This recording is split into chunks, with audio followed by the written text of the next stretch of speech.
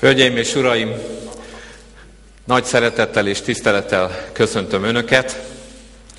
Köszöntöm mindenekelőtt Dávid Ibolyát, a Magyar Demokrata Fórum elnökét.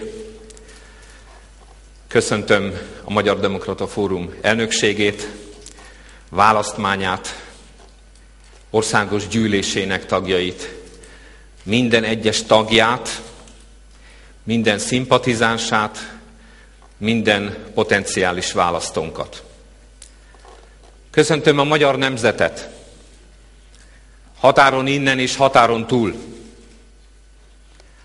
Köszöntöm Vince Máriát, a Kolozsvári Babes-Bolyai Egyetem nyugalmazott tanárát, 10 éve kollégámat a Babes-Bolyai Tudományegyetemen. Köszöntöm Öllős Lászlót, a Somorjai Fórumintézet vezetőjét. Köszöntöm Zilizi Zoltánt, a Gimesi szlovák-magyar kéttannyelvű iskola magyar tagozatának történelemtanárát. Köszöntöm Szecsei Mihályt, a szerbiai rendszerváltozás hősét. Köszöntöm a nem magyar nemzetiségű magyar állampolgárokat. Köszöntöm Radovan Jelasics urat, a Szerb Jegybank elnökét, jó barátomat, akinek segítettem Szerbiában a rendszerváltozás bizonyos intézményépítési mozzanatainak előre mozdításában. Köszöntöm a Kárpát-medencében együtt lakó nemzeteket. Dobrý deň, dobar dan, dobroho dňa, bună ziua, guten tag.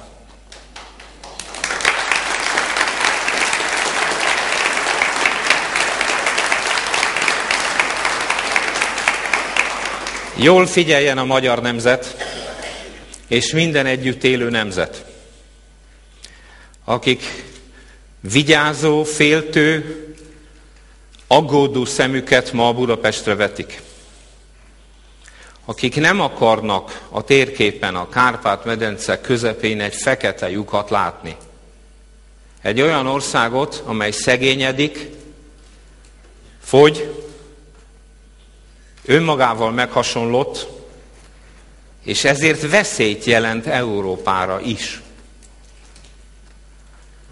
Minden kárpát-medencei nemzet, első helyen a magyar nemzet, létérdeke az, hogy ez a nemzet erős legyen, amire föl lehet nézni. A határon túli magyaroknak ez a legfontosabb érdeke. Az elnök asszony azt mondta, hogy rendhagyó évértékelést, programnyitó, programadó beszédet fogok tartani. Hát ez igaz, legalább 3 szempontból. Az egyik az, hogy nem annyira évértékelést, mint inkább évtizedértékelést fognak tőlem hallani. Ezt talán megengedhetem, hiszen először állok ebben a minőségemben ilyen tisztes közönség előtt. A másik, amiben ez rendhagyó lesz, hogy nem csak a problémákról fogok beszélni, hanem a megoldásokról is. Ugyanis ezek az úgynevezett évértékelő beszédek legtöbbször leragadnak a problémák nagyon felszínes elemzésénél, és miután az elemzés felszínes, ezért nem látunk megoldásokat.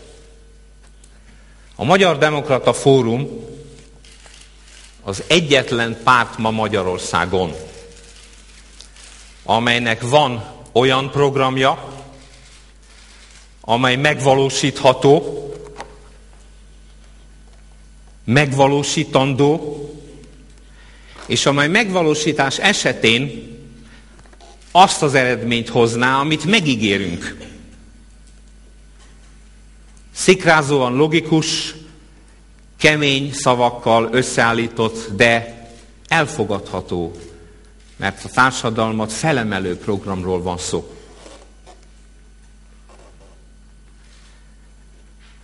Ennek a programnak nyilvánvalóan a múlt elemzésével kell kezdeni.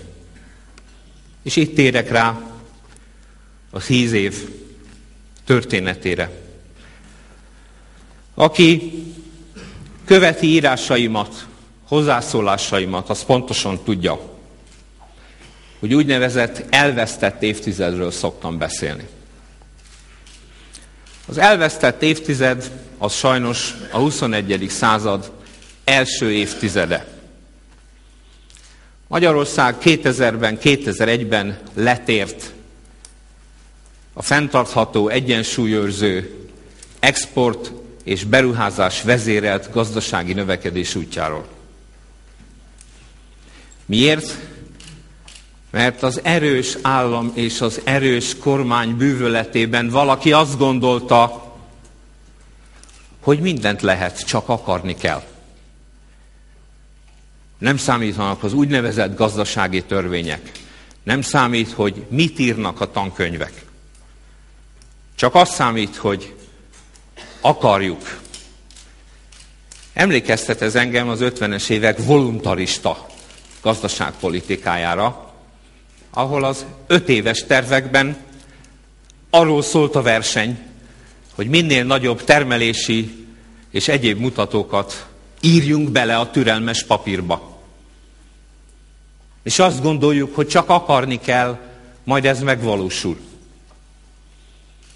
Megkezdődött a felelőtlen, jövőfelélő, nyakló nélküli túlközlekedés programja, amely azt gondolta, hogy a belföldi kereslet mesterséges felpörgetésével majd többletgazdasági növekedést és többletgazdasági jólétet fog előállítani.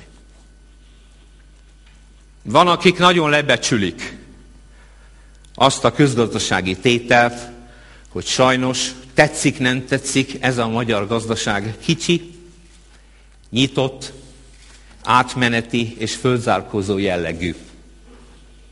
Egy ilyen gazdaságban a nyakló nélküli költségvetési túlköltekezés és a mesterséges keresletélénkítés politikája nem növekedést gerjeszt, hanem a import növekedését, a fogyasztásét és az inflációét. Ez megtörtént Magyarországon is.